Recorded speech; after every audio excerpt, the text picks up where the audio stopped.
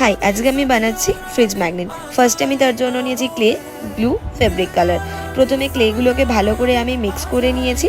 তারপরে একটা ফার্স্টে স্কোয়ার শেপ করে আমি প্লেট বানিয়ে নিয়েছি। তার ওপরে আমি মেকআপ ব্রাশ ইউজ করে কিছু বোল বানিয়ে নিয়েছি এবং আলাদা করে আমি একটা ব্যানানা লিভসের জন্য হাফ সার্কেল কেটে রেখেছি। এবং ধোসা বানানোর জন্য আমি আলাদা করে একটা ধোসা গোল করে শেপ করে কেটে উপরে কিছু ছিদ্র করে ধোসাটাকে বানিয়ে রেখে দিয়েছি।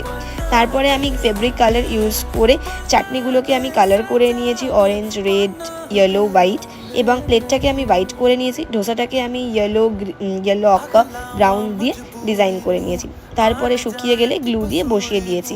ব্যাক সাইডে আমি একটা ম্যাগনেট লাগিয়ে নিয়েছি এবং শুকিয়ে যাওয়ার পরে আমি ক্যামেলের ভার্নিশ ইউজ করেছি। ব্যাস, আমার ফ্রিজ ম্যাগনেট এখন পুরোপুরি রেডি। ভীষণ কিউট দেখতে লাগছে। তোমরাও এরকমভাবে বানাতে পারো। যদি ভালো লাগে অবশ্যই কমেন্ট করো আমাকে।